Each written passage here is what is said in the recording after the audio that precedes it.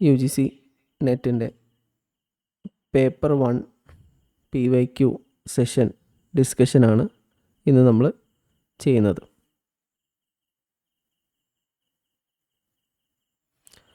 ഇന്ന് information and communication ടെക്നോളജിയുമായി ബന്ധപ്പെട്ടുള്ള വളരെ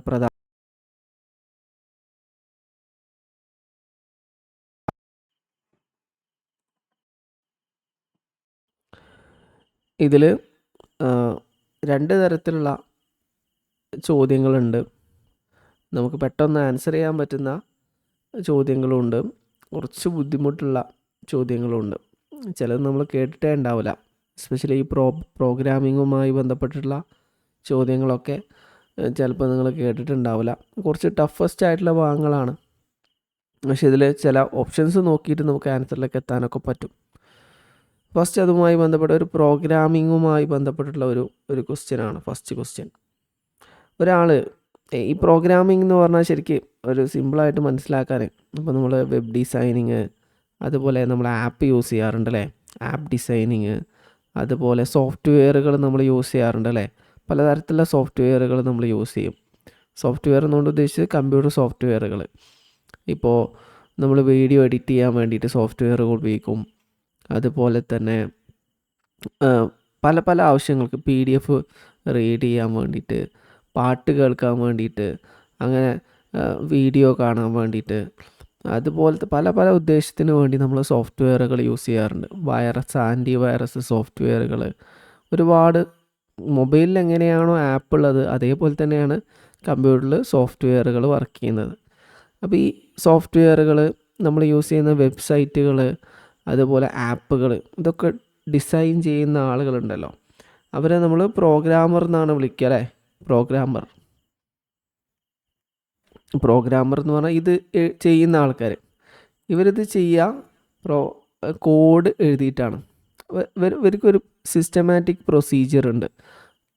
നമുക്കറിയാം പലതരത്തിലുള്ള കോഡിങ് ലാംഗ്വേജുകളൊക്കെ ഉണ്ട്. ഇപ്പോൾ പൈത്തൺ, ജാവ, C++, അങ്ങനെ പലതരത്തിലുള്ള കോഡിങ് ലാംഗ്വേജുകളുണ്ട്. അതിൽ പലതരത്തിലുള്ള കോഡിങ് ഇപ്പോൾ നിങ്ങൾ കേട്ടില്ലേ, HTML എന്നൊക്കെ പറഞ്ഞ് നിങ്ങൾ പഠിച്ചിട്ടില്ലേ എക്സാമിന്. HTML എന്നിട്ട് ഇവിടെ കോഡ് എഴുതിയിട്ട് പിന്നെ നമ്മൾ HTML, ഇതൊക്കെ ഒരു പ്രത്യേക തരത്തിലുള്ള കോഡിംഗ് ആണ്. വെബ് ഡിസൈനിങ്ങിനൊക്കെ യൂസ് ചെയ്യുന്ന കോഡിംഗ് ആണ്, സിമ്പിളായിട്ട് മനസ്സിലാക്കാൻ പറ്റും. അപ്പോൾ ഒരാൾ ഒരു ആപ്പ് ഡെവലപ്പ് ചെയ്യണം, അല്ലെങ്കിൽ ഒരു വെബ്സൈറ്റ് ഡെവലപ്പ് ചെയ്യണം. അപ്പോൾ അതിന് സിസ്റ്റമാറ്റിക്കായിട്ടൊരു പ്രൊസീജിയർ ഉണ്ട്. തോന്നിയ പോലെ ഡെവലപ്പ് ചെയ്യാൻ പറ്റില്ല. ഇതിൻ്റെ ഡീപ്പായിട്ട് നമ്മൾ പോവുകയാണെങ്കിൽ, ഒരു വെബ്സൈറ്റ് എടുക്കുകയാണെങ്കിൽ വെബ്സൈറ്റിന് അല്ലെങ്കിൽ സോഫ്റ്റ്വെയറിനൊക്കെ ഒരു ഫ്രണ്ട് എൻഡ്, ബാക്ക് എൻഡ് എന്നൊക്കെ പറഞ്ഞിട്ട് കുറേ കാര്യങ്ങൾ അതിൽ ചർച്ച ചെയ്യാറുണ്ട്. ഒന്നും പെട്ടെന്ന് നമുക്ക്, നിങ്ങൾ പഠിച്ച കോഴ്സാണെങ്കിൽ നിങ്ങൾക്ക് അറിയാമെന്നല്ലാതെ പെട്ടെന്ന് മനസ്സിലാക്കാൻ കഴിയില്ല. ഫ്രണ്ട് എൻഡ് എന്ന് പറഞ്ഞാൽ ഇപ്പോൾ നമുക്ക് ഒരു ആപ്പ് ഓപ്പൺ ചെയ്യുമ്പോൾ നമുക്ക് കാണുന്ന കുറേ ഭാഗങ്ങളുണ്ടല്ലോ. അപ്പോൾ നമ്മൾ ഫോർ എക്സാമ്പിൾ നിങ്ങൾക്ക് പരിചയമുള്ള ഒരു ആപ്പാണ് നമ്മൾ ഒരു ഇൻസ്റ്റഗ്രാമിൻ്റെ പേജ് അല്ലെങ്കിൽ ഫേസ്ബുക്ക് ആപ്പ്. അത് ഓപ്പൺ ചെയ്യുമ്പോൾ നമുക്ക് കാണുന്ന കുറേ ഭാഗങ്ങളുണ്ടല്ലോ, ചിത്രങ്ങൾ, ഇതൊക്കെ ഉള്ള. അത് ഫ്രണ്ട് എൻഡ് ഡെവലപ്പിംഗ് ആണ്. അതിൽ നമ്മൾ ഓപ്ഷൻസൊക്കെ ഉള്ളതൊക്കെ ഫ്രണ്ട് എൻഡാണ്. അത് ബാക്കിൽ കോഡിങ് ഉണ്ടാവും. ഓരോ ബട്ടൺ ക്ലിക്ക് ചെയ്ത് കഴിഞ്ഞാലും എന്ത് വരണം, അതിന് ബാക്ക് എൻഡ് എന്നൊക്കെ പറഞ്ഞ് കുറേ കാര്യങ്ങൾ ഇതിൽ വരുന്നുണ്ട്. അപ്പോൾ അത്രയൊന്നും മനസ്സിലാക്കാതെ സിമ്പിളായിട്ട് നമ്മൾ മനസ്സിലാക്കുകയാണെങ്കിൽ ഒരു പ്രോഗ്രാമർ, ഒരു വെബ് ഡിസൈൻ ചെയ്യുന്ന ആൾ, അല്ലെങ്കിൽ ആപ്പ് ഡിസൈൻ ചെയ്യുന്ന ആൾ, അല്ലെങ്കിൽ സോഫ്റ്റ്വെയർ ഡിസൈൻ ചെയ്യുന്ന ആൾ, ഈ പ്രോഗ്രാമിംഗ് ചെയ്യുന്നത് ഒരു കറക്റ്റ് സീക്വൻസിലാണ്. ആദ്യം ഒരു കാര്യം ചെയ്യും, പിന്നെ അടുത്ത കാര്യം ചെയ്യും, പിന്നെ അടുത്ത കാര്യം ചെയ്യും, അങ്ങനെയാണ് ചെയ്യുക. അപ്പോൾ ഇതിൻ്റെ ഒരു സ്ട്രക്ചർ, ഇതിൻ്റെ രീതി എങ്ങനെയാണെന്ന് ജസ്റ്റ് നമുക്കൊന്ന് നോക്കാം. ഓക്കെ, പല രീതിയിൽ നേരത്തെ നമ്മൾ പറഞ്ഞല്ലോ, പല രീതിയിലുള്ള കോഡിങ്ങുകളുണ്ട്, പ്രോഗ്രാമിംഗ് ലാംഗ്വേജുകളുണ്ട്. ഓരോന്നും ഓരോ രീതിയിലാണ്. ഓക്കെ, ഇതിൽ ഫസ്റ്റ് ആദ്യം നമ്മൾ കോഡ് ചെയ്യുന്ന സമയത്ത് കോഡ് എഴുതുക ചെയ്യാം. നമുക്കിത് എവിടെയെങ്കിലും എഴുതി വെക്കണ്ടേ. ഫസ്റ്റ് ഇപ്പോൾ നേരത്തെ സിമ്പിളായിട്ട് പലതരത്തിലുള്ള ഇതുണ്ട്. നമുക്കിപ്പോൾ ഞാൻ നേരത്തെ പറഞ്ഞല്ലോ, പൈത്തൺ, ജാവ, C++, ഇങ്ങനെ കുറേ സാധനങ്ങളുണ്ട്.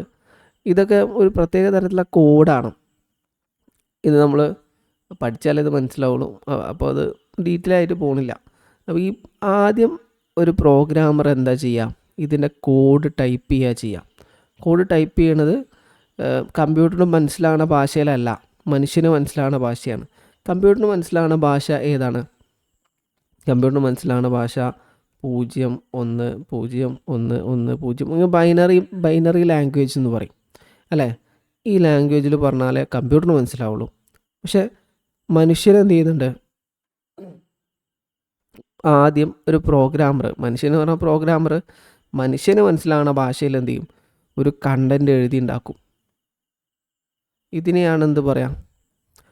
ഫസ്റ്റ് സ്റ്റേജ് എന്ന് പറയാം. ഈ ഫസ്റ്റ് സ്റ്റേജ് നമുക്ക് നോക്കാം. ഫസ്റ്റ് സ്റ്റേജ് ഏതാണ്? ഫസ്റ്റ് സ്റ്റേജ് എഡിറ്റിംഗ് സ്റ്റേജാണ്. Editing stage. ഇവിടെ ശരിക്ക് നടക്കുന്നത് എന്താണെന്ന് വെച്ചാൽ ഒരു source code, raw source code എന്ന് പറയും. ബട്ട് ഇതിങ്ങനെ മനസ്സിലാക്കിയാൽ മതി. Raw source code, raw source code. അതായത് ഇയാൾ എന്ത് ചെയ്യാണ്? ഇപ്പോൾ നമ്മൾ പലതരത്തിൽ നോട്ട് പാഡിലോ അല്ലെ എവിടെയെങ്കിലും എന്ത് ചെയ്യണം? ഒരു കോഡ് മനുഷ്യന് മനസ്സിലാവുന്ന ഭാഷയിൽ എന്ത് ചെയ്യുക? കോഡ് എഴുതി വെക്കുന്നതിനാണ് എന്ത് പറയാം? എഡിറ്റിംഗ് സ്റ്റേജ് എന്ന് പറയാം.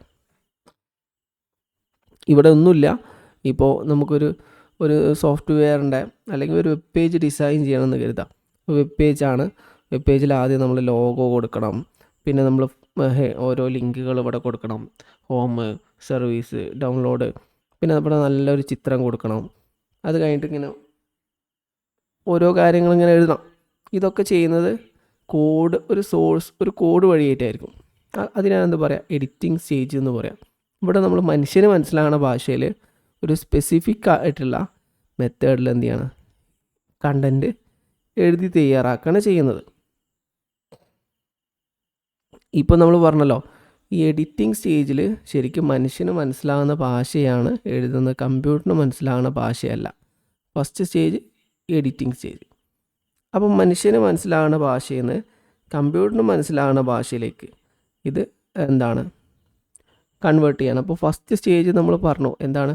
റോ സോഴ്സ് കോഡ് ക്രിയേറ്റ് ചെയ്യുകയാണ് ചെയ്യുക. ഇവിടെ നമ്മൾ സിമ്പിളായിട്ട് പറയുകയാണെങ്കിൽ ഇത് ഫസ്റ്റ് എന്താണ്? ഇവിടെ എന്താണ് ഇയാൾ ചെയ്യുന്നത്? പ്രോഗ്രാമർ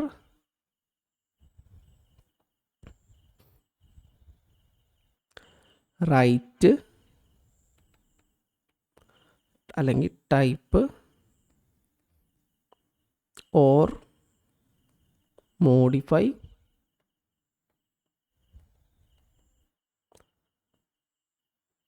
ദ സോഴ്സ് കോഡ് അല്ലേ?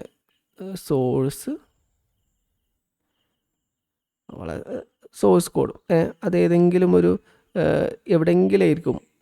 അതൊരു പേജ് നോട്ട് പാഡിൽ വെച്ച് ചെയ്യാറുണ്ട്. അങ്ങനെ ഏതെങ്കിലും ഒരു പേജിൽ ഈ സോഴ്സ് കോഡ് എഴുതി തയ്യാറാക്കുക മാത്രമാണ് ഇതിൽ ചെയ്യുന്നത്. നമുക്ക് എന്ത് ചെയ്യാൻ പറ്റില്ല? ആദ്യം തന്നെ ഒരു കാര്യം എഴുതി തയ്യാറാക്കാതെ എന്ത് ചെയ്യാൻ പറ്റില്ല? കമ്പ്യൂട്ടറിന് കൊടുക്കാനോ തയ്യാറാക്കാനൊന്നും പറ്റില്ല. അപ്പോൾ ഫസ്റ്റ് ഇത്. രണ്ടാമത്തിലേക്ക് നമുക്ക് പോവാം. രണ്ടാമത്താണ് കമ്പൈലേഷൻ. കമ്പൈലേഷൻ. അപ്പോൾ ഒരു പ്രോഗ്രാമർ ഒരു ആപ്പോ വെബ്സൈറ്റോ അല്ലെങ്കിൽ വെബ് പേജോ ഡിസൈൻ ചെയ്യുന്ന രണ്ടാമത്തെ ഘട്ടമാണിത്. എന്താണ്? കമ്പൈലേഷൻ.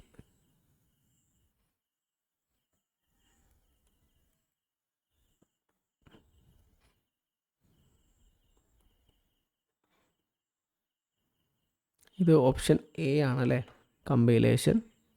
ഇതാണ് നമ്മൾ നേരത്തെ പറഞ്ഞത്. കമ്പ്യൂട്ടറിന് ഒരിക്കലും മനുഷ്യന് എന്താണ് മനസ്സിലാവുന്ന ഭാഷ കമ്പ്യൂട്ടർ മനസ്സിലാവില്ല. കമ്പ്യൂട്ടറിന് മനസ്സിലാവുന്ന ഭാഷ എന്താണ്? ബൈനറി ലാംഗ്വേജ് ആണല്ലേ, ബൈനറി.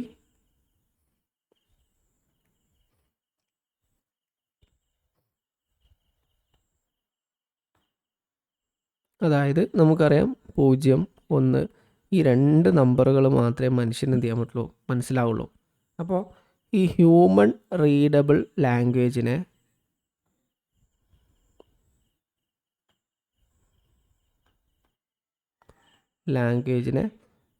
എന്താണ്? കമ്പ്യൂട്ടറിന് മനസ്സിലാവുന്ന രീതിയിൽ മെഷീൻ കോഡുകളിലേക്ക് കൺവേർട്ട് ചെയ്യാം.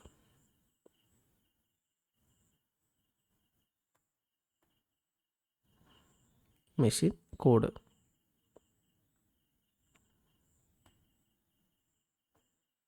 ഓക്കെ, മെഷീൻ കോഡ് അല്ലെങ്കിൽ ഒബ്ജക്റ്റ് കോഡ് എന്നും ഇതിന് പറയാറുണ്ട്.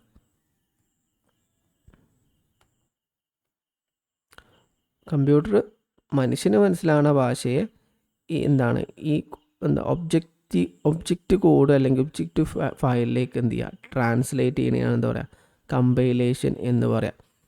ഇവിടെ ഇത് സാധാരണഗതിയിൽ ഇതിന് എന്താണ് ഒരു ഒബ്ജക്റ്റ് ഫയൽ ക്രിയേറ്റ് ചെയ്യുകയാണ് ഇവിടെ ചെയ്യുന്നത്. ഓക്കെ, അതായത് സിമ്പിളായിട്ട് മനസ്സിലാക്കുകയാണെങ്കിൽ നമ്മൾ മനുഷ്യന് മനസ്സിലാവുന്ന ഭാഷയിൽ നിന്ന് കമ്പ്യൂട്ടർ മനസ്സിലാവുന്ന ഭാഷയിലേക്ക് ചേഞ്ച് ചെയ്യാം. ഓക്കെ, ട്രാൻസ്ലേറ്റ് ചെയ്യാം. അതിന് ശേഷം ഉള്ളത് പറയാം.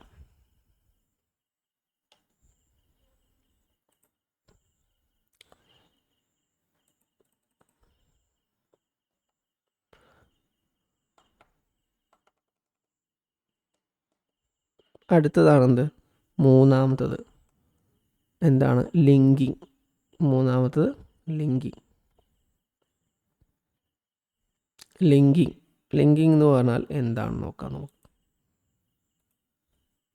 ലിങ്കിങ് എന്ന് പറഞ്ഞാൽ നമ്മളെന്താണ്, ഒരുപാട് ബിൽഡിംഗ് ഫങ്ഷൻസ് ഉണ്ടാവും. ഇപ്പോൾ നമുക്ക് എന്താണ്, നമുക്ക് കുറേ എക്സിക്യൂട്ടബിൾ ആയിട്ടുള്ള, അതായത് സിമ്പിളായിട്ട് മനസ്സിലാക്കുകയാണെങ്കിൽ നമ്മൾ ഈ കോഡിങ്ങിലേക്ക് കുറേ കാര്യങ്ങൾ, എക്സ്ട്രാ കുറേ കാര്യങ്ങൾ ലിങ്ക് ചെയ്ത് വെക്കേണ്ടതൊക്കെ വരും.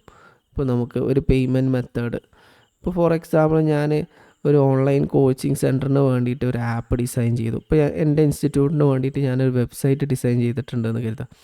അപ്പോൾ അതിൽ എനിക്ക് പേയ്മെൻറ്റ് എടുക്കണമെങ്കിൽ എന്ത് വേണം, അത് പേയ്മെൻറ്റുമായിട്ട് ബന്ധപ്പെട്ട സാധനങ്ങളൊക്കെ അതിൽ link ചെയ്യണ്ടാവും.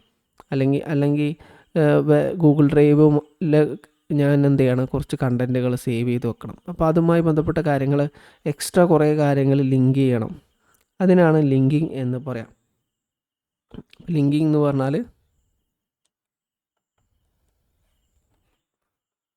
Linking.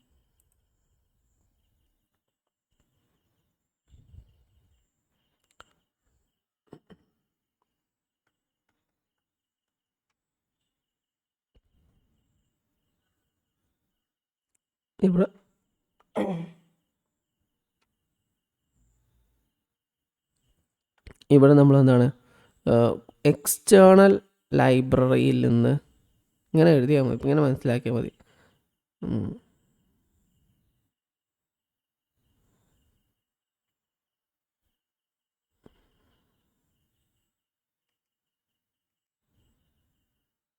Pre written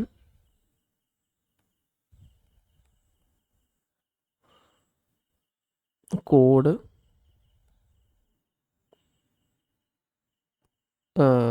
develop ചെയ്യാം, ലിങ്ക് ചെയ്യാം.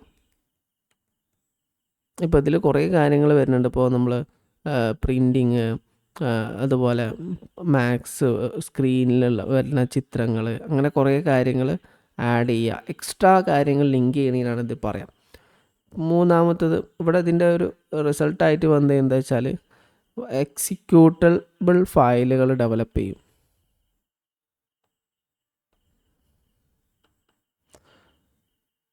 എക്സിക്യൂട്ടബിൾ ഫയലുകൾ ജനറേറ്റ് ചെയ്യും.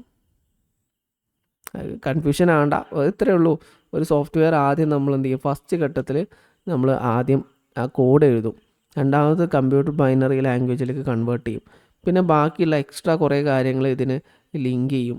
നമുക്ക് എന്താണോ ആവശ്യം, ഈ സോഫ്റ്റ്വെയറിന് എന്താണോ ആവശ്യം, അതിങ്ങനെ എഴുതപ്പെട്ട വേറെ ഓൾറെഡി ഉള്ള കുറേ കാര്യങ്ങളുണ്ടല്ലോ. അപ്പോൾ പേയ്മെൻറ്റ് മെത്തേഡിന് വേണ്ടിയിട്ട് നമുക്ക് വേറെ സിസ്റ്റത്തെയോ സംവിധാനങ്ങളൊക്കെ ആശ്രയിക്കേണ്ടി വരും, ബാങ്കുകൾ ആശ്രയിക്കേണ്ടി വരും. അപ്പോൾ അതിൻ്റെ ലിങ്കുകൾ ലിങ്ക് ചെയ്യുക, അങ്ങനെ കുറേ കാര്യം, പ്രിൻറ്റിങ്, കുറേ കാര്യങ്ങളുണ്ടാവും. അത് എക്സ്ട്രാ കാര്യങ്ങൾ ആഡ് ചെയ്യാമെന്നേ ഉദ്ദേശിക്കുന്നുള്ളൂ.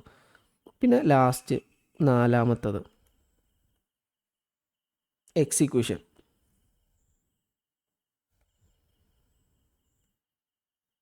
എക്സിക്യൂഷൻ എന്ന് പറഞ്ഞാൽ എന്ത് ചെയ്യുക, നമ്മൾ പ്രോഗ്രാം റൺ ചെയ്യണ കോലത്തിലേക്ക് എന്ത് ചെയ്യുക, ഡെവലപ്പ് ചെയ്യുക എന്നുള്ളതാണ് ഫൈനൽ സ്റ്റെപ്പ് പറയുന്നത്. ഇന്നെന്താണ്, ഒരു ഘട്ടത്തിൽ, ഏറ്റവും അവസാന ഘട്ടത്തിൽ നമുക്ക് the program opens, runs and produce final output. അപ്പോൾ ഇത് നോക്കാം, ഓപ്ഷനിലേക്ക് ഒന്നുകൂടെ നമുക്ക് പോവാം. ഇതിൽ നമുക്ക് എക്സിക്യൂഷനാണ് 4ാമത്തെ ഓപ്ഷൻ. അപ്പോൾ എക്സിക്യൂഷൻ എങ്ങനെ ആയാലും 4ാമത്തെ ഓപ്ഷനായിരിക്കും നമുക്കറിയാലോ. അപ്പോൾ നമുക്ക് ഓട്ടോമാറ്റിക് എന്ത് ചെയ്യാൻ പറ്റും, ഫസ്റ്റും സെക്കൻഡും ആദ്യം തന്നെ അത് ഒഴിവാക്കാം. എക്സിക്യൂഷൻ ലാസ്റ്റ് ഓപ്ഷൻ ആയിരിക്കും.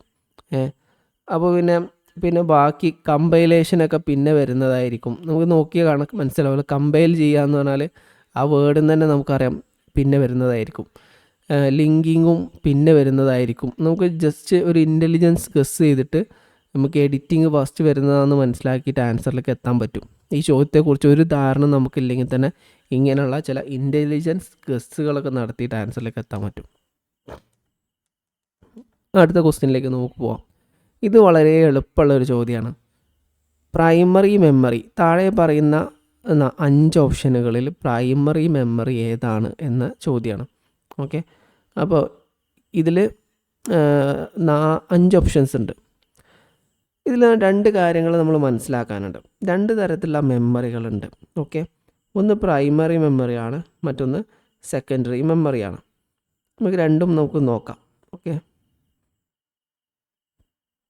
നമുക്ക് ആദ്യം പ്രൈമറി മെമ്മറികൾ ഏതൊക്കെയാണ് നോക്കാം. കമ്പ്യൂട്ടറിൽ നമ്മൾ മെയിനായിട്ട് 2 തരത്തിലുള്ള മെമ്മറികൾ യൂസ് ചെയ്യുന്നുണ്ട്. CPU നമുക്കറിയാം, കമ്പ്യൂട്ടർ എന്തുണ്ട്, CPU, UPS, മോണിറ്റർ, കീബോർഡ്, അങ്ങനെ പല സാധനങ്ങളും കമ്പ്യൂട്ടറിലുണ്ടല്ലോ. അതിൽ CPU ആണെന്ത്, കമ്പ്യൂട്ടറിൻ്റെ ബ്രെയിന്. ഈ ബ്രെയിൻ ഫങ്ഷൻ ചെയ്യണമെങ്കിൽ മെമ്മറി ആവശ്യമാണ്. മെമ്മറികൾ 2 തരത്തിലുണ്ട്. ഒന്നെന്താണ് പ്രൈമറി, രണ്ടാമതാണ് സെക്കൻഡറി. ഓക്കെ, ഇതിൽ പ്രൈമറി മെമ്മറീസ് ഏതൊക്കെയാണ് നമുക്ക് ജസ്റ്റ് ആദ്യം ഒന്ന് നോക്കാം.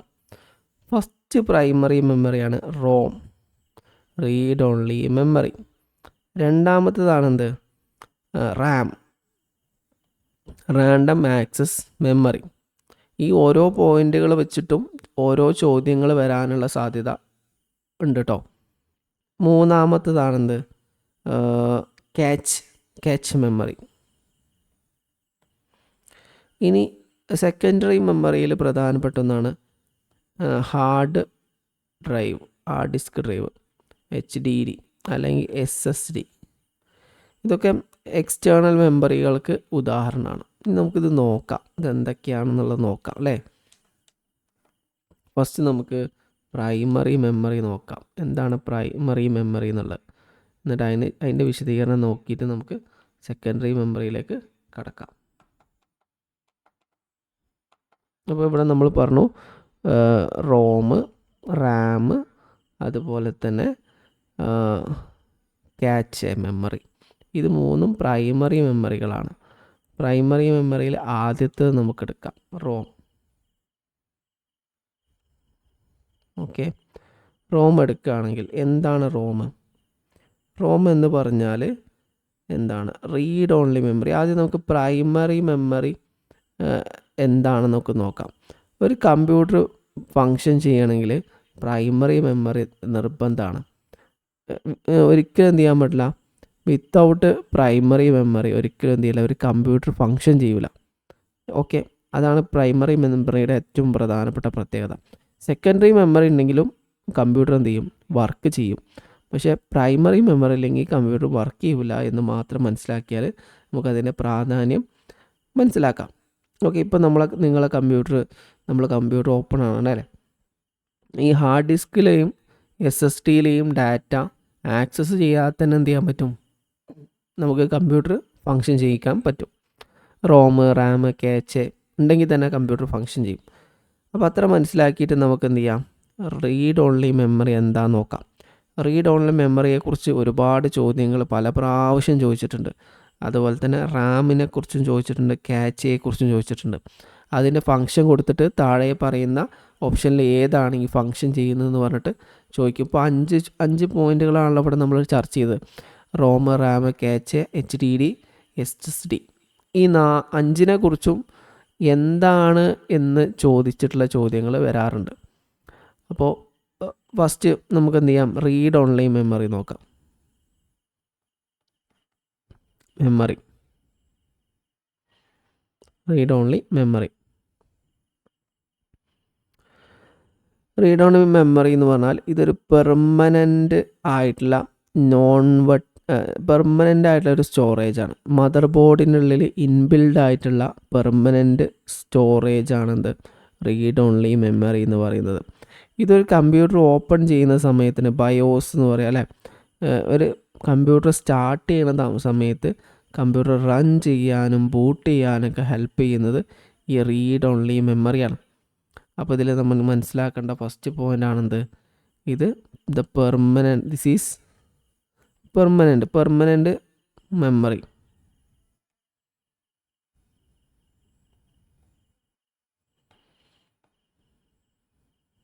പെർമനൻ്റ് മെമ്മറിയാണ്. ഇത് മദർ ബോർഡിൻ്റെ ഉള്ളിലാണെന്നുണ്ടാവുക.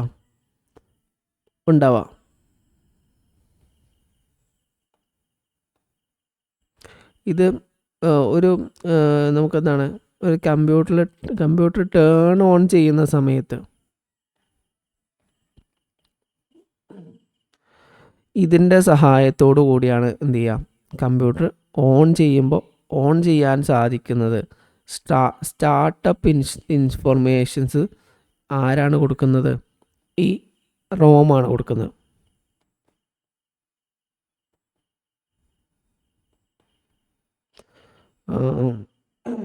ടേൺ ഓൺ,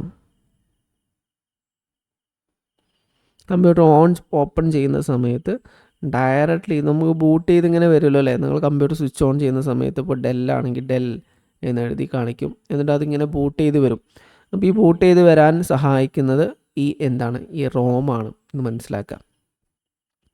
രണ്ടാമതാണെന്ത്, നമുക്ക് നോക്കാം. രണ്ടാമത്തെ മെമ്മറിയാണ് Ram.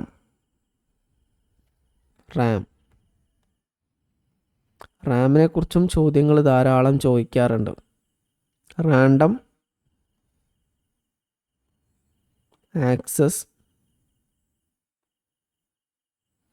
Memory. Random access memory എന്ന് പറയുന്നത് ടെമ്പററി മെമ്മറിയാണ്. അപ്പോൾ നമ്മൾ റോം പറഞ്ഞല്ലോ പെർമനൻ്റ് മെമ്മറിയാണ്. ഒരു കമ്പ്യൂട്ടറിൻ്റെ ബേസിക് ആയിട്ടുള്ള ഇൻഫോർമേഷൻസൊക്കെ അതിലുണ്ടാവും. ഇപ്പോൾ നമ്മൾ ഫോണിൽ റോമിനെ കുറിച്ചാണ് പറയണേ. നമ്മളെ സിസ്റ്റത്തിൽ നമ്മൾ ഉബുണ്ടു ആണ് യൂസ് ചെയ്യണമെന്ന് കരുതുക, അല്ലെങ്കിൽ നമ്മളെ സിസ്റ്റത്തിൽ വിൻഡോസ് 10 ആണ് 11 ആണ്. അപ്പോൾ എന്താണോ നമ്മളെ സിസ്റ്റത്തിലുള്ളത് അത് എങ്ങനെ റൺ ചെയ്യണമെന്ന് കൃത്യമായിട്ട് റോമിൽ ഉണ്ടാവും, റീഡ് ഓൺലി മെമ്മറി ഉണ്ടാവും. അതനുസരിച്ചാണ് അത് ഓപ്പണായി വരിക. റാം എന്ന് പറഞ്ഞാൽ അങ്ങനെയല്ല. റാം എന്ന് പറഞ്ഞാൽ എന്താണ്, ഒരു ടെമ്പററി മെമ്മറിയാണ്. ടെമ്പററി മെമ്മറി ഇത് നമ്മൾ ഇപ്പോൾ കറണ്ടായിട്ട് വർക്ക് ചെയ്യുന്ന കാര്യങ്ങൾ, ആപ്ലിക്കേഷൻസ് റൺ ചെയ്യാൻ വേണ്ടിയിട്ടാണ് ഇത് യൂസ് ചെയ്യുന്നത്. Store data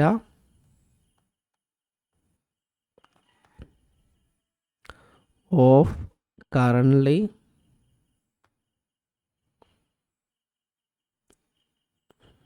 running applications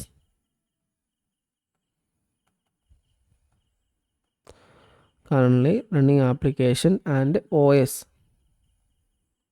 operating system. അതായത് ഇപ്പോൾ ഞാനിപ്പോൾ നിങ്ങൾക്ക് ക്ലാസ് എടുത്തുകൊണ്ടിരിക്കുകയാണ്. ഈ ക്ലാസ് എടുത്തുകൊണ്ടിരിക്കുന്ന ഈ ടൈപ്പ് ചെയ്യുന്നത് ശരിക്ക് ഏതിലാണ്, പവർ പോയിൻ്റ് പ്രസൻറ്റേഷനിലാണ് ഞാൻ ഈ ടൈപ്പ് ചെയ്തുകൊണ്ടിരിക്കുന്നത്. ഈ ടൈപ്പ് ചെയ്യുന്ന സാധനം ഞാൻ സേവ് ചെയ്തിട്ടില്ല. സേവ് ചെയ്ത് കഴിഞ്ഞ് അങ്ങോട്ട് പോകും, ഹാർഡ് ഡിസ്കിൽ പോയിട്ട് സേവ് ആവും. പക്ഷേ ഇപ്പോൾ ഞാനത് വർക്ക് ചെയ്തുകൊണ്ടിരിക്കുകയാണ്. ഇപ്പോൾ നിൽക്കുന്നത് എന്തിലാണ്, റാമിലാണ്. ഇപ്പോൾ ഓട്ടോമാറ്റിക്കായിട്ട് എൻ്റെ സിസ്റ്റത്തിൽ എന്തെങ്കിലും സംഭവിച്ചു, ബാറ്ററി കയ്യേ, അങ്ങനെ എന്തെങ്കിലും സംഭവിച്ച് അപ്രതീക്ഷിതമായിട്ട് ഇത് ഓഫായി എന്ന് കരുതാം. ഓഫാണ് സമയത്ത് എന്താ സംഭവിക്കുക, ഓട്ടോമാറ്റിക് ഈ സാധനങ്ങളൊക്കെ ഡിലീറ്റ് ആയി പോകും. കാരണം എന്താണ്, ഇത് ഞാൻ സേവ് ചെയ്തിട്ടില്ല, ഇത് റാമിലാണ് നിൽക്കുന്നത്. റാമിലുള്ള സാധനം നമ്മൾ സേവ് ചെയ്തില്ലെങ്കിൽ ഓട്ടോമാറ്റിക് എന്ത് ചെയ്യും, നഷ്ടപ്പെട്ടു പോകും. ഇത് സിസ്റ്റത്തിൻ്റെ ഉള്ളിൽ, ഇത് മദർ ബോർഡിൻ്റെ ഉള്ളിൽ നമ്മളിങ്ങനെ വെക്കുന്ന ഒരു തരത്തിലുള്ള ചിപ്പാണ് റാം എന്ന് പറയുന്നത്. നിങ്ങൾ കണ്ടിട്ടുണ്ടാവും. ഇതും എന്താണ്, സി പി യുവിൻ്റെ ഉള്ളിലുള്ള സാധനമാണ്. മൂന്നാമത്തേതാണിത് കാച്ചെ മെമ്മറി.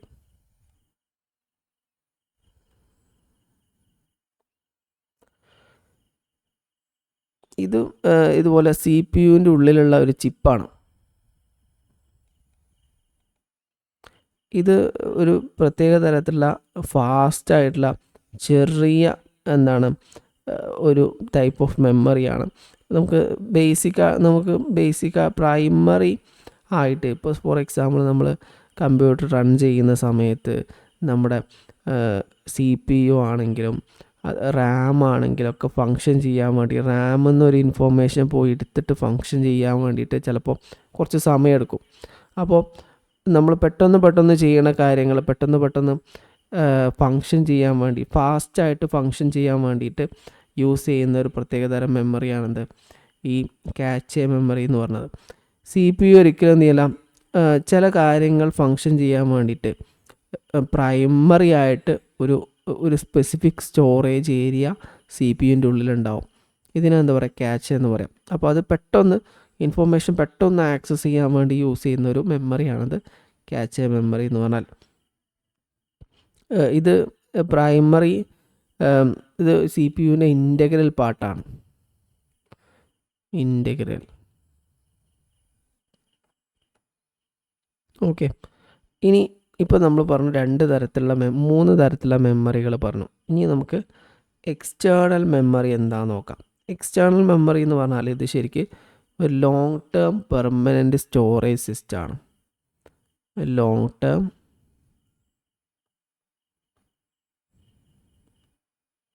പെർമനൻറ്റ് സ്റ്റോറേജ് സിസ്റ്റമാണ്. നമുക്കറിയാം സി പി യുവിൻ്റെ ഉള്ളിലുള്ള സി പി യുവിന് ഒരിക്കലും എന്ത് ചെയ്യാൻ പറ്റില്ല. സി പി യു പറഞ്ഞാൽ മനസ്സിലായില്ലേ, നമ്മളെ കമ്പ്യൂട്ടറിൻ്റെ ഒരു ഡെസ്ക് ടോപ്പ് ആണെങ്കിൽ അതിന് എന്തുണ്ടാവും, മദർ ബോർഡ്, ഇങ്ങനെ കുറേ കാര്യങ്ങളൊക്കെ ഉള്ള ഒരു ബോക്സ് ഉണ്ടാവും. അതിനാണ് സി പി യു പറയുക. ഈ സി പി യുക്ക് ഡയറക്റ്റായിട്ട് എന്ത് ചെയ്യാൻ പറ്റില്ല, ഇത് ആക്സസ് ചെയ്യാൻ പറ്റില്ല. ഇത് സെക്കൻഡറി ഡാറ്റയാണ്, ഇൻഡയറക്റ്റ് ആക്സസ് ഉള്ള സംഭവമാണ്. ഒരു സെക്കൻഡറി സ്റ്റോറേജ് ഒള്ളിയാണ്. നമ്മൾ സേവ് ചെയ്താൽ മാത്രമേ എന്ത് ചെയ്യുള്ളൂ, ഇൻഫോർമേഷന് ഇങ്ങോട്ട് പോവുള്ളൂ. അപ്പോൾ അതാണെന്ത് സെക്കൻഡറി മെമ്മറി എന്ന് പറയുന്നത്.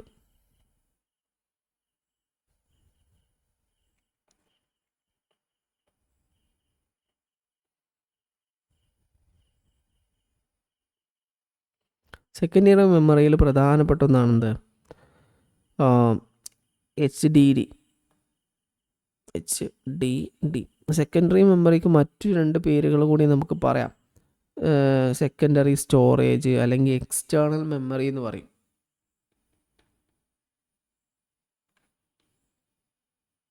അങ്ങനെ പല പേരിൽ അറിയപ്പെടുന്നുണ്ട്. സെക്കൻഡറി മെമ്മറി എന്ന് മനസ്സിലാക്കിയാൽ മതി. ഇതിനെക്കുറിച്ചൊക്കെ ചിലപ്പോൾ ചോദിച്ചുകൂടായില്ല. ഇത് ലോങ് ടേം പെർമനൻറ്റ് സ്റ്റോറേജ് സിസ്റ്റമാണ്. Long term permanent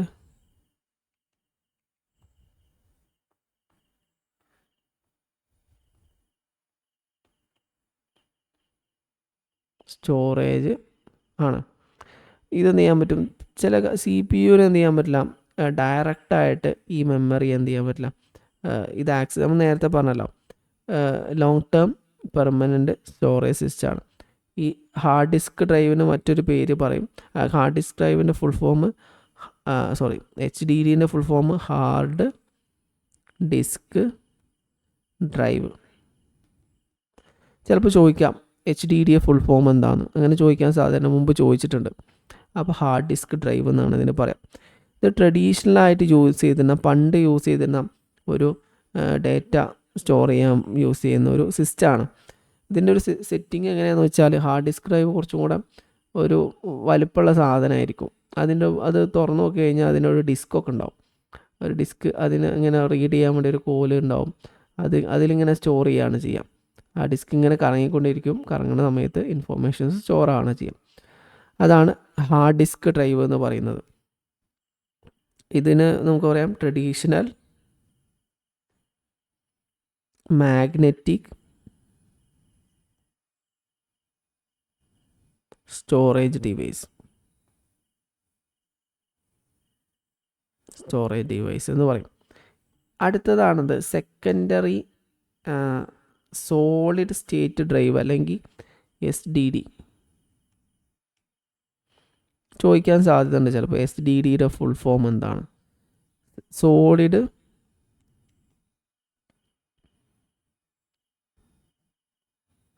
state drive. ഇത് പുതുതായിട്ട് ഡെവലപ്പ് ചെയ്തിട്ടുള്ള ഒരു സ്റ്റോറേജ് സിസ്റ്റമാണ്. മുമ്പൊക്കെ എന്ന് പറഞ്ഞാൽ ഞാൻ നേരത്തെ പറഞ്ഞല്ലോ, ഒരു ബോക്സ് ആയിരിക്കും, അത് കമ്പ്യൂട്ടറിൻ്റെ ഉള്ളിൽ ഒരു ഹാർഡ് ഡിസ്ക് എന്ന് പറഞ്ഞൊരു ബോക്സ് ഉണ്ടായിരിക്കും, അതിൻ്റെ ഒരു ഡിസ്ക് ഉണ്ടാവും. ഈ ഡിസ്ക് ഇങ്ങനെ കറങ്ങിക്കൊണ്ടിരിക്കുമ്പോൾ ഡിസ്കിൻ്റെ ഉള്ളിലാണ് എന്ത് ചെയ്യുക, ഇൻഫോർമേഷനൊക്കെ സ്റ്റോർ ചെയ്യുക. ഇപ്പോൾ ഇതിന് പകരമായിട്ട് പുതിയൊരു ചിപ്പ് വന്നിട്ടുണ്ട്. ചിപ്പ് പോലെയാണ് ഇപ്പോൾ ഇതുപോലെ നമ്മളെ പെൻഡ്രൈവ് ഒക്കെ ഉണ്ടല്ലോ, പെൻഡ്രൈവ് ഓപ്പൺ ചെയ്ത് കഴിഞ്ഞാൽ പൊളിച്ച് കഴിഞ്ഞാൽ അതിൻ്റെ ഉള്ളിൽ ഒരു ചിപ്പൊക്കെ കിട്ടും. അതിങ്ങനെ കുത്തിയിട്ട് നമ്മൾ ഇൻഫോർമേഷനൊക്കെ എടുക്കണ പോലെ തന്നെ ഇതൊരു ടൈപ്പ് ഓഫ് ചിപ്പാണ്. ഈ ചിപ്പിൽ ഒന്നും ഉണ്ടാവില്ല, മൂവിങ് പാർട്ടുകളൊന്നും ഉണ്ടാവില്ല. ഇപ്പോൾ ഇറങ്ങുന്ന എല്ലാ സിസ്റ്റത്തിലും ഇങ്ങനെയുള്ള ഇതാണ് യൂസ് ചെയ്യുന്നത്. ഇത് നമ്മൾ ഫ്ലാഷ് മെമ്മറി എന്ന് പറയും. ഇതിൻ്റെ ഒരു നെഗറ്റീവ് വശം എന്ന് പറയുന്നത് ഇത് കംപ്ലൈൻ്റ് ആയി കഴിഞ്ഞാൽ പിന്നെ നമുക്ക് നന്നാക്കാനൊന്നും പറ്റില്ല. ചിപ്പായതുകൊണ്ട് അത് ഒഴിവാക്കേണ്ടി വരും. ഹാർഡ് ഡിസ്ക് ഡ്രൈവ് ആണെങ്കിൽ അതിൽ ഡേറ്റാസൊക്കെ റിട്രീവ് ചെയ്യാനൊക്കെ പോസിബിലിറ്റി ഉണ്ട്. പക്ഷേ ഇത് വളരെ ഫാസ്റ്റാണ്. ഈ മെമ്മറി നമുക്ക് പെട്ടെന്ന് എന്ത് ചെയ്യാൻ പറ്റും, യൂസ് ചെയ്യാനും. കമ്പ്യൂട്ടർ ഈ SSD യൂസ് ചെയ്തുകൊണ്ടുള്ള കമ്പ്യൂട്ടറുകൾ ഓപ്പൺ ചെയ്യുക പെട്ടെന്ന് ഓപ്പൺ ആവും. നിങ്ങൾ ആ സിസ്റ്റം നോക്കുകയാണെങ്കിൽ ചിലപ്പോൾ ഹാർഡ് ഡിസ്ക് വെച്ചിട്ട് ഓപ്പൺ ചെയ്യുകയാണെങ്കിൽ ഒരു 5 മിനിറ്റോ അല്ലെങ്കിൽ ഒരു 4 മിനിറ്റോ 3 മിനിറ്റൊക്കെ പിടിക്കുമെങ്കിൽ ഈ SSD വെച്ചിട്ട് യൂസ് ചെയ്യുന്ന 2 മിനിറ്റോ 1 മിനിറ്റ് കൊണ്ടൊക്കെ എന്ത് ചെയ്യും, സിസ്റ്റം ഓപ്പണായി വരും. അത്രയ്ക്ക് ഫാസ്റ്റായിരിക്കും. അപ്പോൾ ഇതാണ് സ്റ്റോറേജ് സിസ്റ്റവുമായി ബന്ധപ്പെട്ടുള്ള ചോദ്യങ്ങൾ വരുന്നത്. അപ്പോൾ നമ്മൾ ചോദ്യത്തിലേക്ക് പോവുകയാണെങ്കിൽ ഇതിൽ എന്താണ്, which of the following fall in category of primary memory. Primary memory എന്ന് പറഞ്ഞാൽ ഇതിൽ ഏതൊക്കെയാണ് നിങ്ങൾ പറയും, ഇതിൽ പ്രൈമറി മെമ്മറി ഏതൊക്കെയാണ്? Yes, ROM, RAM, cache. ഇത് 3ഉം പ്രൈമറി മെമ്മറിയിൽ വരുന്നതാണ്. അപ്പോൾ ഇതിൻ്റെ ഓപ്ഷൻ ഏതാണ് വരിക? A, B and C. ഇത് നിങ്ങൾ ശരിക്ക് ശ്രദ്ധിക്കേണ്ട ഒരു ഭാഗമാണ്. ഇത് ഇടയ്ക്ക് ചോദിക്കാറുണ്ട്.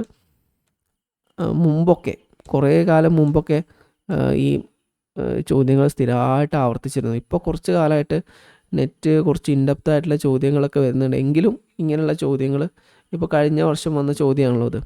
ഇങ്ങനെ ബൾക്കായിട്ട് ഒന്നിച്ചാണ് ഇപ്പോൾ ചോദിക്കുന്നത്.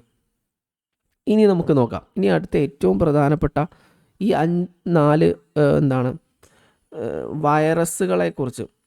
നമ്മൾ അൺഓതറൈസ്ഡ് ആക്സസ് എന്നൊക്കെ കേട്ടിട്ടുണ്ടല്ലോ അല്ലേ.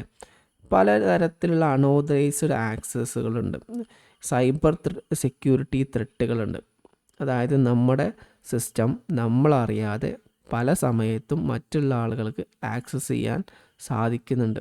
നമ്മുടെ സിസ്റ്റം എന്നല്ല, അങ്ങനെ മറ്റൊരാൾക്ക് നമ്മുടെ സിസ്റ്റത്തിൽ ആക്സസ് ലഭിക്കുന്ന ഒരു ത്രെട്ട് എപ്പോഴും നിലനിൽക്കുന്നുണ്ട്. സൈബർ സെക്യൂരിറ്റി ത്രെട്ട് എന്നാണ് ഇതിന് പറയാം. എന്താണ് എഴുതാം, സൈബർ സെക്യൂരിറ്റി ത്രെട്ട്. നമ്മളെ സംബന്ധിച്ചിടത്തോളം നമ്മളെ ഫോണിപ്പോൾ സിസ്റ്റം ഒരാൾ ഹാക്ക് ചെയ്തു എന്ന് വെച്ചിട്ട് അത്ര പ്രധാനപ്പെട്ട ഡേറ്റാസൊന്നും കിട്ടിക്കോണമെന്നില്ല. പക്ഷെ അത് ബാങ്കുകൾ അങ്ങനെയുള്ള സ്ഥാപനങ്ങളിലൊക്കെ എന്ത് ചെയ്യുന്നുണ്ട്, ഇത് വളരെ പ്രധാനപ്പെട്ട നമ്മളെ സിസ്റ്റത്തിൽ കുറച്ച് ചിത്രങ്ങളോ ഫോട്ടോസൊക്കെ മാക്സിമം പോയാലുണ്ടാവുള്ളൂ. അധികം ആളുകളും ഫോണിലാണ് ഇതൊക്കെ സൂക്ഷിക്കുന്നത് എന്നുകൊണ്ട് സിസ്റ്റം സാധാരണ എന്തെങ്കിലും അത്യാവശ്യ കാര്യത്തിന് മാത്രം ഓപ്പൺ ചെയ്യുന്നതുകൊണ്ട് നമ്മളെ സംബന്ധിച്ചിടത്തോളം ചിലപ്പോൾ അത് ത്രെട്ട് തന്നെയാണ്. ഏറ്റവും കൂടുതൽ ത്രെട്ട് വരുന്നത് ശരിക്കും കമ്പനികളെയും ബിസിനസ് സ്ഥാപനങ്ങളെയൊക്കെയാണ്. അപ്പോൾ ഇതിനെന്ത് പേര് പറയും? ഇതിന് സൈബർ സെക്യൂരിറ്റി ത്രെട്ട് എന്ന് പറയും. ഇവിടെ എഴുതാം.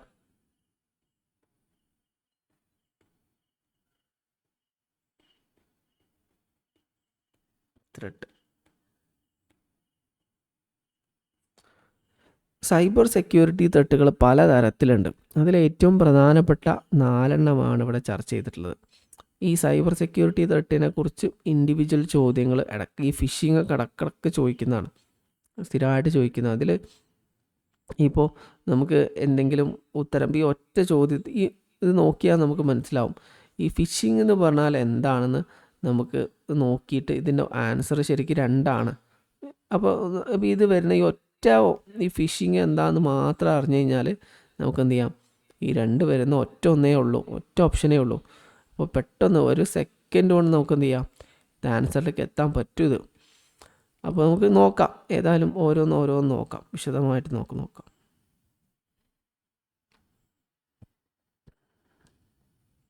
ഫസ്റ്റ് നമുക്ക് ഫിഷിംഗ് എന്ന് നോക്കാം.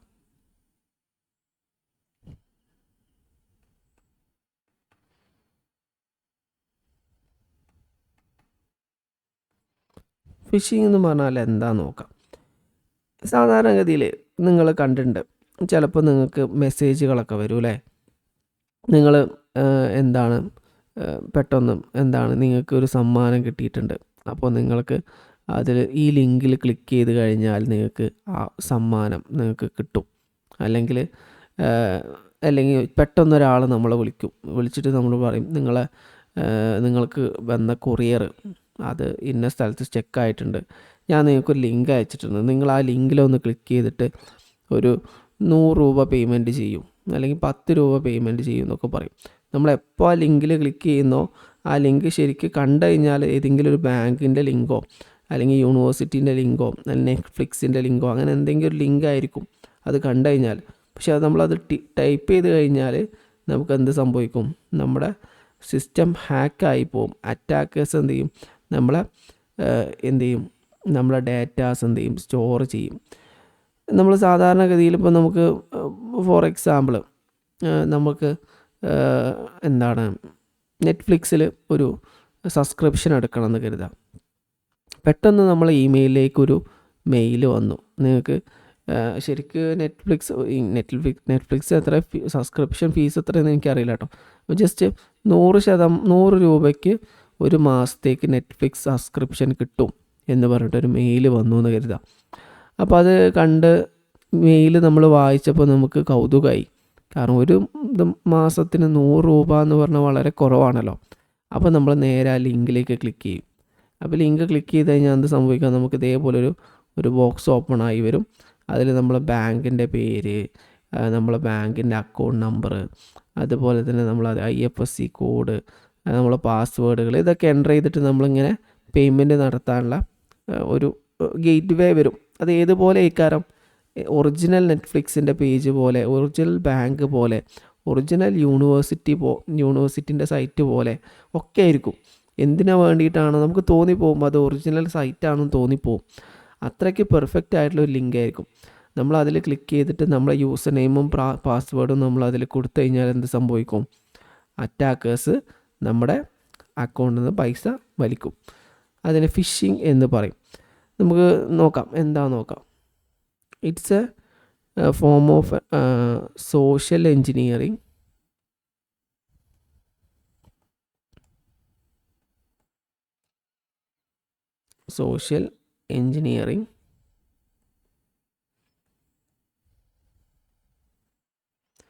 where attackers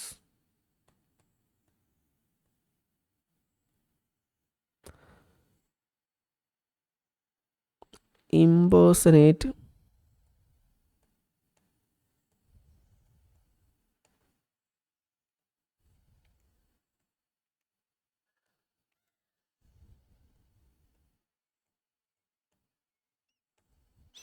trusted institutions.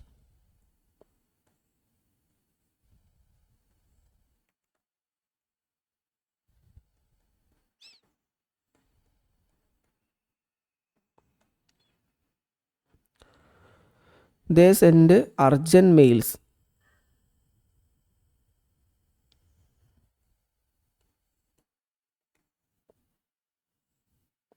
emails with malicious links.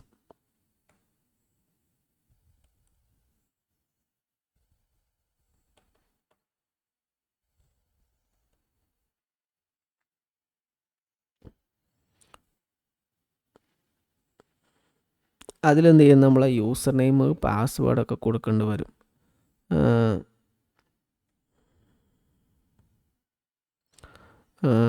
എന്താണ് പറയും, യുവർ യൂസർ നെയിം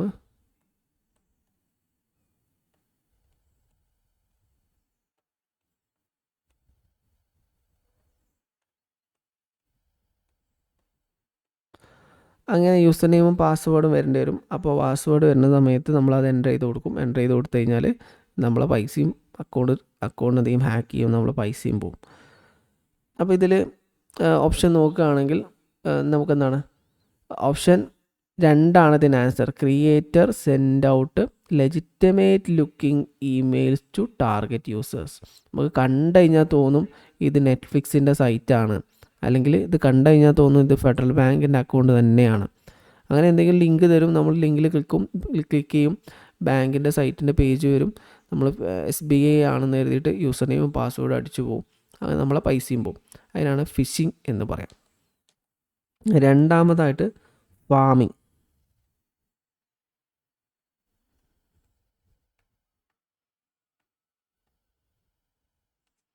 ഈ ഫിഷിംഗ് എന്ന് പറഞ്ഞിട്ട് ഇഷ്ടംപോലെ ചോദ്യങ്ങൾ ചോദിച്ചിട്ടുണ്ട് കേട്ടോ. ഈ ഒറ്റ ടോപ്പിക്കിൽ നിന്ന് ധാരാളം ചോദ്യങ്ങൾ വന്നിട്ടുണ്ട്. ഫാമിംഗ്. അടുത്തത് ഫാമിംഗ് നോക്കാം.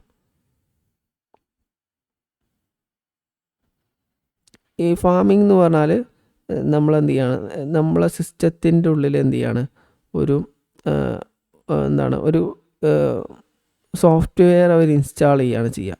അപ്പോൾ നമ്മൾ എന്ത് കറക്റ്റ് വെബ്സൈറ്റ് അഡ്രസ്സ് ക്ലിക്ക് ചെയ്താൽ തന്നെ അത് ഓട്ടോമാറ്റിക് എന്ത് ചെയ്യും, ഇൻഡയറക്റ്റ് ആയിട്ടുള്ള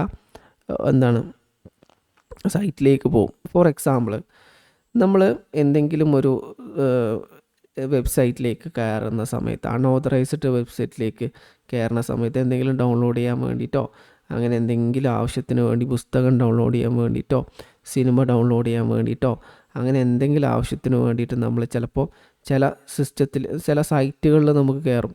ഫോർ എക്സാമ്പിൾ, ഇപ്പോൾ പുതിയ സിനിമ ഇറങ്ങിയിട്ടുണ്ട്, ദൃശ്യം 3 ഇറങ്ങിയിട്ടുണ്ട്. അപ്പോൾ ഈ ന്യൂസിലൊക്കെ വാർത്ത കേട്ടു ടെലഗ്രാമിൽ ആ സിനിമ കാണാൻ ഓപ്ഷൻ ഉണ്ട്. അപ്പോൾ നമ്മൾ ടെലഗ്രാം ഓപ്പൺ ചെയ്യും. ടെലഗ്രാം ഓപ്പൺ ചെയ്തിട്ട് നമ്മൾ എന്ത് ചെയ്യും, അല്ലെങ്കിൽ വേറെ ഏതെങ്കിലും സൈറ്റ് ഓപ്പൺ ചെയ്യും. അപ്പോൾ ടെലഗ്രാമിൽ ലിങ്ക് ക്ലിക്ക് ചെയ്തു, ഏതോ ഒരു വെബ്സൈറ്റിലേക്ക് പോയി നമ്മൾ എന്ത് ചെയ്തു, സിനിമ ഡൗൺലോഡ് ചെയ്തു. സിനിമ ഡൗൺലോഡ് ചെയ്യുന്ന സമയത്ത് ചിലപ്പോൾ, എപ്പോഴും ആവണമെന്നില്ല കേട്ടോ, ചിലപ്പോൾ എന്ത് ചെയ്യും, ഇവരെന്ത് ചെയ്യും, ചില അറ്റാക്കേഴ്സ് എന്ത് ചെയ്യും, ഈ സൈബർ ത്രെട്ട് ചെയ്യുന്ന, അതായത് മൊബൈൽ അറ്റാക്ക് ചെയ്യുന്ന, കമ്പ്യൂട്ടർ അറ്റാക്ക് ചെയ്യുന്ന ഹാക്കേഴ്സ് എന്ത് ചെയ്യും, ചില മലീഷ്യസ് കോഡുകൾ നമ്മളെ കമ്പ്യൂട്ടറിൽ എന്ത് ചെയ്യും, ആഡ് ചെയ്യും. ഇത് നമ്മളെന്ത് ചെയ്യും, വെബ് അഡ്രസ്സുമായിട്ട് ലിങ്ക് ചെയ്യും. അപ്പോൾ നമ്മൾ ഒറിജിനൽ വെബ്സൈറ്റുകൾ ഓപ്പൺ ചെയ്യുന്ന സമയത്ത് ഓട്ടോമാറ്റിക് ഇത് ഇവരെ സൈറ്റിലേക്ക് റീഡയറക്റ്റ് ആവും. ഇപ്പോൾ നമ്മൾ ഫോർ എക്സാമ്പിൾ ഈ കോഡ് ഇൻസ്റ്റാൾ ആയ ഒരാൾ, അയാളുടെ വെബ് പേജ്, ഇപ്പോൾ ഞാൻ SBI അക്കൗണ്ട് ഓപ്പൺ ചെയ്യുകയാണ്. അപ്പോൾ ഞാൻ SBI അക്കൗണ്ടിൻ്റെ ലിങ്ക് ഓപ്പൺ ചെയ്തിട്ട് അതിലേക്ക് കയറുന്ന സമയത്ത് ഓട്ടോമാറ്റിക് ഈ ഫാമിംഗ് എന്ന് പറഞ്ഞ പ്രോസസ്സ് സംഭവിക്കുന്നതെന്ന് വെച്ചാൽ, ഈ ഓൾറെഡി മലീഷ്യസ് കോഡ് ഈ കമ്പ്യൂട്ടറിൽ ഇൻസ്റ്റാൾ ചെയ്തിട്ടുണ്ടല്ലോ, ആ മലീഷ്യസ് കോഡ് വർക്ക് ചെയ്യുകയും ഞാൻ വെബ് ബ്രൗസറിൽ കയറിയിട്ട് SBI എന്ന് ടൈപ്പ് ചെയ്ത് ലിങ്ക് ക്ലിക്ക് ചെയ്യുന്ന സമയത്ത് ഓട്ടോമാറ്റിക് ഈ മലീഷ്യസ് കോഡ് ആക്സസ് ചെയ്യുകയും ഓട്ടോമാറ്റിക് ഇൻഡയറക്റ്റ് ആയിട്ട് വേറെ വെബ്സൈറ്റിലേക്ക് പോവുകയും ചെയ്യും.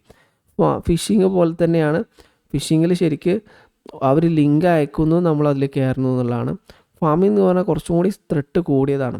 അത് നമ്മൾ എന്തെങ്കിലും സാധനങ്ങൾ ഡൗൺലോഡ് ചെയ്യുന്ന സമയത്ത് അതിൻ്റെ കൂടെ ഓട്ടോമാറ്റിക്കായിട്ട് ഒരു കോഡ് വരുന്നു, അത് നമ്മൾ സിസ്റ്റത്തിൽ എന്ത് ചെയ്യണം, ഇൻസ്റ്റാൾ ആവുന്നു. ഹൈജാക്കേഴ്സ് നമ്മൾ ഏത് വെബ് സെർവർ കയറുമ്പോഴും അവരെ വെബ് സെർവറിൽ പോകുന്ന രീതിയിലേക്ക് ഈ സാധനം എന്ത് ചെയ്യും, സെറ്റ് ചെയ്യുന്നു, നമ്മളെ അക്കൗണ്ടിൽ നിന്ന് പൈസ പോകുന്നു. ഇതാണ് ഇവിടുത്തെ സിസ്റ്റം വരുന്നത്. സിമ്പിളായിട്ട് പറയുകയാണെങ്കിൽ ഇവിടെ എഴുതാം, attackers install malicious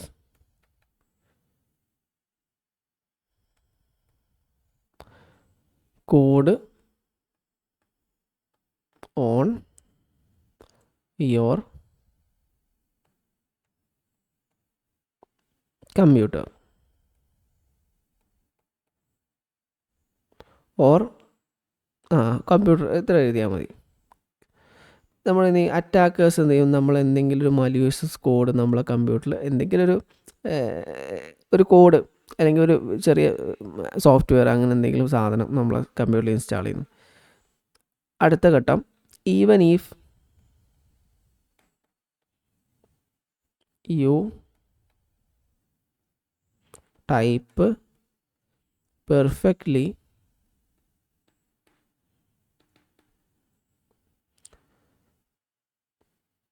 correct web page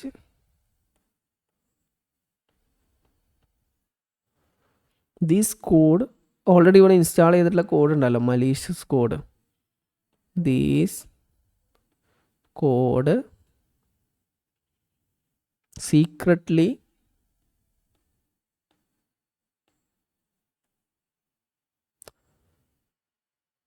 redirect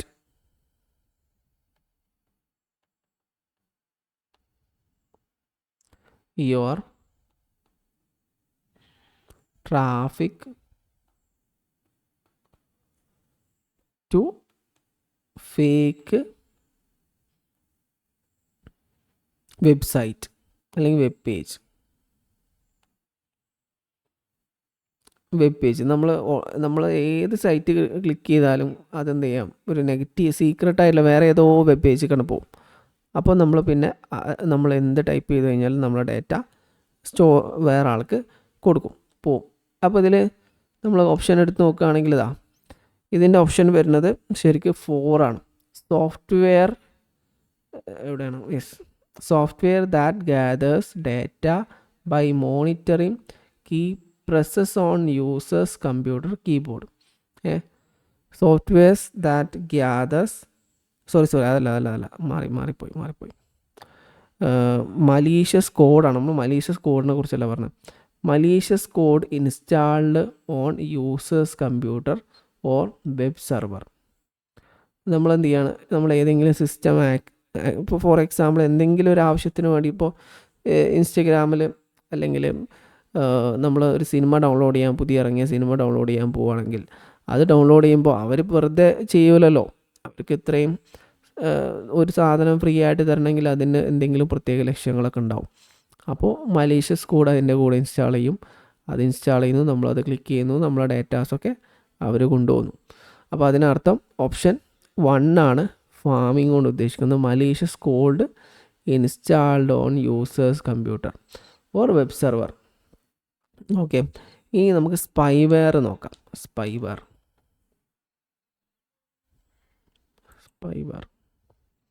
സ്പൈവെയറിനെ കുറിച്ചും ധാരാളം ചോദ്യങ്ങൾ വന്നിട്ടുണ്ട്. അത് ചോദിക്കാൻ സാധ്യതയുള്ളൊരു ഭാഗമാണ്. ഓക്കെ, നമുക്ക് നോക്കാം. സ്പൈവെയർ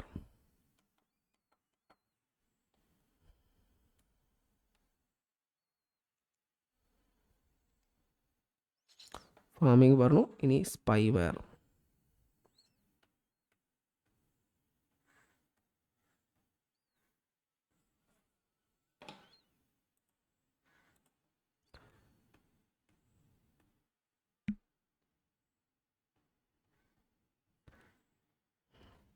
സ്പൈവെയർ എന്ന് പറഞ്ഞാൽ ഇതൊരു പൂർണ്ണമായ സോഫ്റ്റ്വെയർ ആണ്.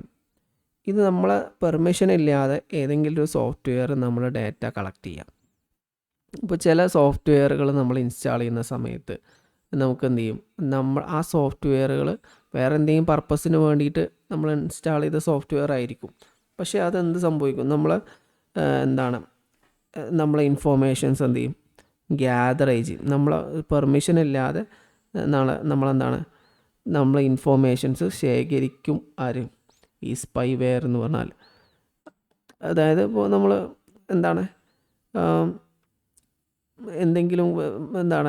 ഇതൊരു മാലീഷ്യസ് സോഫ്റ്റ്വെയർ ആണ്. Design to spy your activities without your knowledge. ഇപ്പോൾ ഫോർ എക്സാമ്പിൾ നമ്മൾ ഇത് ഇൻസ്റ്റാൾ ചെയ്ത് കഴിഞ്ഞാൽ നമ്മൾ ഏതൊക്കെ സൈറ്റിൽ കയറുന്നുണ്ട്, എന്തൊക്കെയാണ് ടൈപ്പ് ചെയ്യുന്നത് ഒക്കെ എന്ത് ചെയ്യും, ഈ സ്പൈവെയർ കണ്ടെത്തും. നമ്മൾ ഇത്ര ദിവസം ഏതെല്ലാം ഒരാഴ്ചയിൽ, ഫോർ എക്സാമ്പിൾ ഈ ആഴ്ച നമ്മൾ ഏതൊക്കെ വെബ്സൈറ്റിൽ കയറി, ഫോർ എക്സാമ്പിൾ SBIയുടെ വെബ്സൈറ്റിൽ കയറിയിട്ടുണ്ട്. അതിൽ നിങ്ങൾ കൊടുത്ത യൂസർ നെയിം എന്താണ്, പാസ്വേഡ് എന്താണ്. അതുപോലെ തന്നെ നിങ്ങൾ ഇൻസ്റ്റഗ്രാമിൽ കയറിയിട്ടുണ്ട്. അപ്പോൾ ഇൻസ്റ്റഗ്രാമിൻ്റെ യൂസർ നെയിം എന്താണ്, പാസ്വേഡ് എന്താണ്. അതുപോലെ തന്നെ ഇങ്ങനെ നമ്മൾ എന്തൊക്കെ ഫേസ്ബുക്ക്, അങ്ങനെ എല്ലാം നമ്മൾ കയറിയിട്ടുണ്ട്. അതിൻ്റെയൊക്കെ ഡീറ്റെയിൽസ് ഈ നമ്മളെ പെർമിഷൻ ഇല്ലാതെ, നമ്മളെ നോളജ് ഇല്ലാതെ ഈ സ്പൈവെയർ എന്ത് ചെയ്യും, എടുക്കും. ഇത് സ്പൈവെയർ, ഇതിൽ പ്രധാനപ്പെട്ട ഒരു ഡേഞ്ചറസ് സ്പൈവെയർ ആണ് കീലോഗർ എന്ന് പറയുന്ന സ്പൈവെയർ. നമ്മൾ എന്ത് ടൈപ്പ് ചെയ്ത് കഴിഞ്ഞാലും ആ സാധനമൊക്കെ എന്ത് ചെയ്യും, ഈ ടൈപ്പ് ചെയ്യുന്ന, ഫോർ എക്സാമ്പിൾ നമ്മൾ യൂസർ നെയിം പാസ്വേഡൊക്കെ ടൈപ്പ് ചെയ്തു, അതൊക്കെ എന്ത് ചെയ്യും, അതിൻ്റെ ആരാണോ ഉണ്ടാക്കിയ അയാളിലേക്ക് പോവും. അപ്പോൾ സ്പൈവെയർ എന്ന് പറഞ്ഞാൽ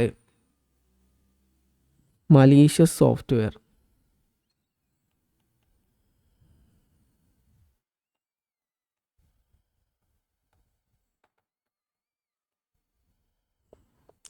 designed to spy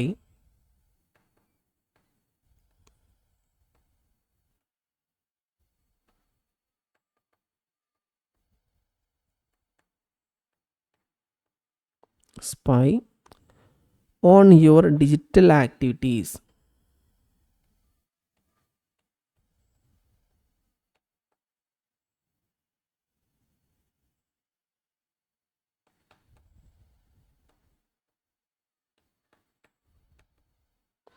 Without your knowledge.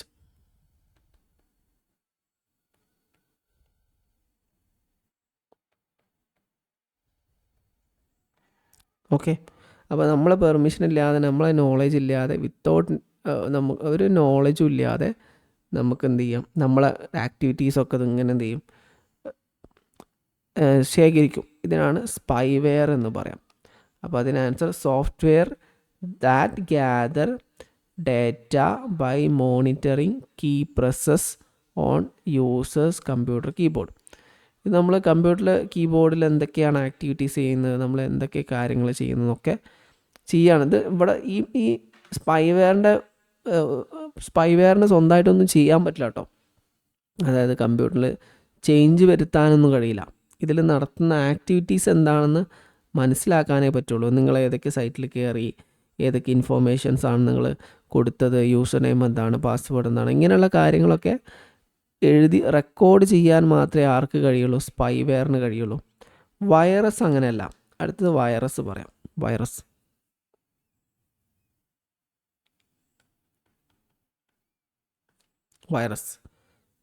എന്ന് പറഞ്ഞാൽ ഒരു സിസ്റ്റത്തിലേക്ക് നമ്മൾ വൈറസ് ഇൻസ്റ്റാൾ ചെയ്ത് കഴിഞ്ഞാൽ അത് ശരിക്കും ഒരു പ്രോഗ്രാം തന്നെ ആയിരിക്കും. എങ്ങനെ ഒരു പ്രോഗ്രാം റൺ ചെയ്യുന്നു അതുപോലെ തന്നെ എന്ത് ചെയ്യും, ഈ പ്രോഗ്രാമും വൈറസും റൺ ചെയ്യും. ഫോർ എക്സാമ്പിൾ നമ്മൾ എന്താണ് ഒരു വീഡിയോ എഡിറ്റിംഗ് സോഫ്റ്റ്വെയർ ഇൻസ്റ്റാൾ ചെയ്യുന്ന സമയത്ത്, അല്ലെങ്കിൽ എന്തെങ്കിലും ഒരു സാധനം ഇൻസ്റ്റാൾ ചെയ്യുന്ന സമയത്ത് അതിനൊരു ഫങ്ഷൻ ഉണ്ടാവുമല്ലോ. വീഡിയോ എഡിറ്റിംഗ് സോഫ്റ്റ്വെയർ ആണെങ്കിൽ അത് വീഡിയോ എഡിറ്റ് ചെയ്ത് തരും. അതേപോലെ തന്നെ വൈറസ് എന്ന് പറഞ്ഞാൽ ശരിക്കും എന്താണ്, ഒരു പ്രോഗ്രാമാണ്, ഒരു സോഫ്റ്റ്വെയറാണ്.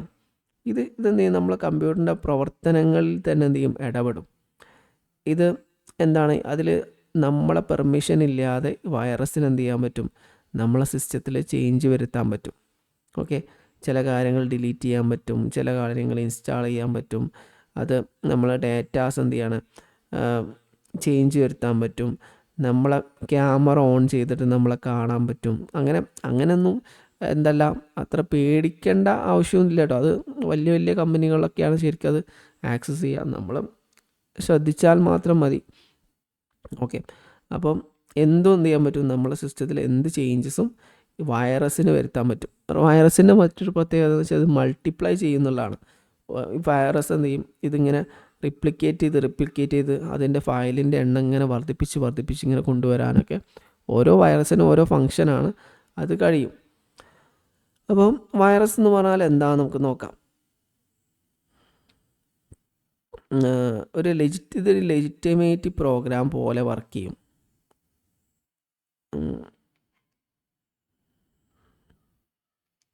സാധാരണഗതിയിൽ ഈ വൈറസുകൾ വരുന്നത്, ഞാൻ പറയാൻ വിട്ടുപോയതാണ്, എന്തെങ്കിലും ഒരു സോഫ്റ്റ്വെയറുകളുടെ കൂടെയൊക്കെ ആയിരിക്കും ഈ വൈറസൊക്കെ ഇൻസ്റ്റാൾ ചെയ്യുക. ഫോർ എക്സാമ്പിൾ നമ്മൾ എന്തെങ്കിലും ആവശ്യത്തിന് വേണ്ടിയിട്ട് സാധാരണഗതിയിൽ എന്തെങ്കിലും സോഫ്റ്റ്വെയർ ഇൻസ്റ്റാൾ ചെയ്യണമെങ്കിൽ പൈസ കൊടുക്കണമല്ലോ. അപ്പോൾ പൈസ കൊടുക്കാതെ എന്തെങ്കിലും സോഫ്റ്റ്വെയറുകൾ നമ്മൾ സിസ്റ്റത്തിൽ നിന്നൊക്കെ ഇൻസ്റ്റാൾ ചെയ്ത് കഴിഞ്ഞാൽ അതിൻ്റെ കൂടെയൊക്കെ ചിലപ്പോൾ എന്തുണ്ടാവും, വൈറസ് ഉണ്ടാവും. അപ്പോൾ ഈ വൈറസ് അതിൻ്റെ കൂടെ തന്നെ ഓപ്പറേറ്റ് ചെയ്യും. അത് നമ്മൾ സിസ്റ്റത്തെ എന്ത് ചെയ്യും, എഫക്റ്റ് ചെയ്യുകയൊക്കെ ചെയ്യും. അപ്പോൾ നമുക്ക് ഇങ്ങനെ പറയാം, എന്താണ് സാധാരണഗതിയിൽ attaches itself to a legitimate program or file. മാത്രമല്ല ഇതിൻ്റെ മറ്റൊരു പ്രധാനപ്പെട്ട പ്രത്യേകത റിപ്ലിക്കേറ്റ് ചെയ്തുകൊണ്ടിരിക്കും. ഇത് നമ്മൾ എന്ത് ചെയ്യും, വൺസ് ഈ പ്രോഗ്രാം റൺ ചെയ്ത് കഴിഞ്ഞാൽ ഇത് ആക്ടിവേറ്റ് ആയി കഴിഞ്ഞാൽ ഇതെന്ത് ചെയ്യും, കൂടുതൽ ഡെവലപ്പായിട്ട് കുറേ ഫയലുകളായിട്ട് ഇങ്ങനെ മൾട്ടിപ്ലൈ ചെയ്യുകയും അതിനുശേഷം എന്ത് ചെയ്യും, ഇതിൻ്റെ ലോഡും ഒക്കെ കൂടാൻ തുടങ്ങും. ഇരട്ടിയായിട്ട് സിസ്റ്റത്തിൻ്റെ ലോഡ് കൂടാനും പല ഫങ്ഷൻസിനും ഇത് സ്വന്തമായിട്ട് ചെയ്യാൻ പറ്റും. വൺസ് ദാറ്റ് പ്രോഗ്രാം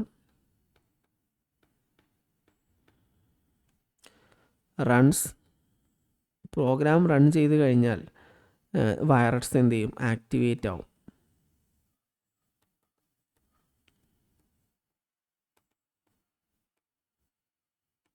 അതിനുശേഷം ഇത് റിപ്ലിക്കേറ്റ് ചെയ്യാൻ തുടങ്ങും. ഇതിൻ്റെ കോപ്പികളൊക്കെ ഇങ്ങനെ പല പല കോപ്പികൾ ഉണ്ടാവാൻ തുടങ്ങും. Replicate itself into other files on the system. അതായത് ഇതിങ്ങനെ മൾട്ടിപ്ലൈ ചെയ്തിട്ട് എന്ത് ചെയ്യും, സിസ്റ്റത്തിൻ്റെ വ്യത്യസ്ത പാർട്ടുകളിലേക്കൊക്കെ ഇതിങ്ങനെ പോകാൻ തുടങ്ങും. ഇത് ശരിക്കും നമ്മുടെ സിസ്റ്റത്തെ എന്ത് ചെയ്യും, അഫക്റ്റ് ചെയ്യും. അപ്പോൾ വൈറസ്, നമ്മൾ ചോദ്യത്തിലേക്ക് നമുക്ക് മടങ്ങാം, ചോദ്യം നോക്കാം. വൈറസ് എന്ന് പറഞ്ഞാൽ എന്താണ്, codes that can replicate itself with the intention of deleting or corrupting files on the computer. ഇത് നമ്മൾ മെയിൻ കാര്യം പറയാൻ പറഞ്ഞു. ഇതിലെന്തുണ്ട്, ഇതിൻ്റെ പ്രധാനപ്പെട്ട ഒരു പ്രത്യേകത എന്താണെന്ന് വെച്ചാൽ ഇതെന്ത് ചെയ്യും, നമ്മളെ സിസ്റ്റത്തിലെ ഡാറ്റ കറപ്റ്റ് ചെയ്യാൻ പറ്റും.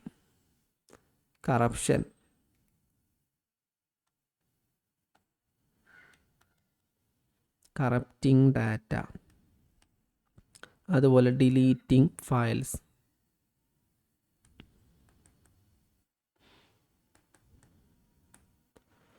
അല്ലെങ്കിൽ സിസ്റ്റം ക്രാഷ് ചെയ്യും, എൻറ്റയർലി ക്രാഷിംഗ് ദ സിസ്റ്റം